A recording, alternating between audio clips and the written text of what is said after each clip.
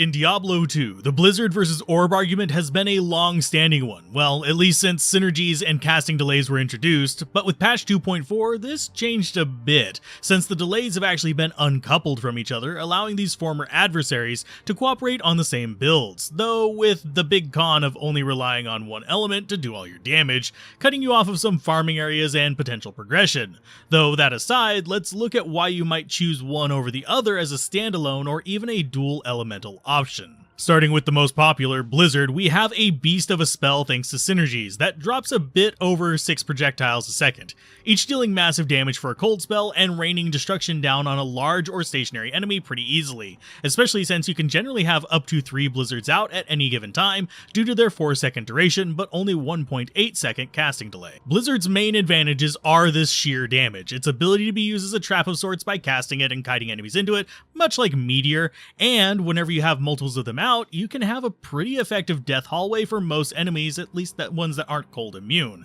And this is why it's so popular for targeted farming throughout the game, since it can absolutely trash groups if you know that they're not going to be cold immune. The drawbacks of Blizzard, though, are pretty hefty as well, since to get this death hallway, you need to be investing heavily into it, a whopping 80 plus skill points, which does cut you off of a lot of secondary elemental damage options, unless you're happy with them being extremely wimpy or something. The other drawback being is that it's a stationary spell. If you miscast it in a location or your aim is bad, you will end up with wasted mana and twiddling your thumbs for almost 2 seconds waiting to drop a new one. That said, once you get used to it, and you know where to run with it, it can be a dangerous force for targeted farming as mentioned earlier. Now, Orb is the flip side of all of this, and despite its relatively low listed damage, it's still no slack in terms of raw punch either, which is why with the new decoupling, people go all in and use it alongside Blizzard, with Blizzard on right click and Orb on the left click providing a powerful 1-2 punch for just an extra 20 points.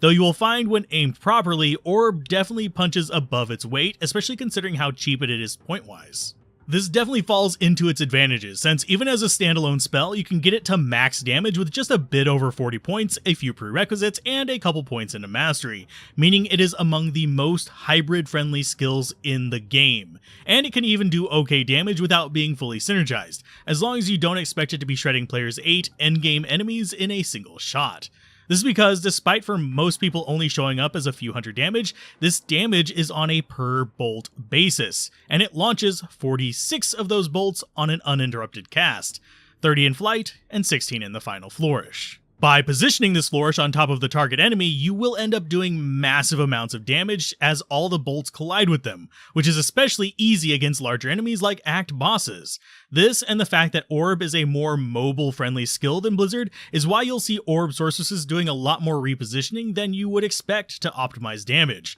Though one nice thing is, even if you're terrible at aiming with it, you'll still get an okay amount of work done with Orb, since it's a much more new user-friendly skill than Blizzard thanks to the much larger area of effect. That said, some cons do come with the skill. It literally cannot reach the sheer damage of Blizzard, even when fully synergized. It is also just pure cold damage, just like Blizzard, and if you're relying on it as your sole damage dealer, it will feel a bit more lackluster than its compatriot, and you won't even have the other cold spells as backup, since you most likely would be using your points elsewhere. This is why a lot of people crap on it, but for progression, it's almost never a mistake to go with Orb plus one other element, since it at least lets you have split elemental tools to allow you to move through every area of the game without being hindered. So, which of these heavy-hitting ice spells do you prefer, and why? Mention it down below, and if you want to know what my favorite skill to pair with Orb is, check out the video on screen now. And as always, keep gaming, have fun, and peace out. This has been Alzorath.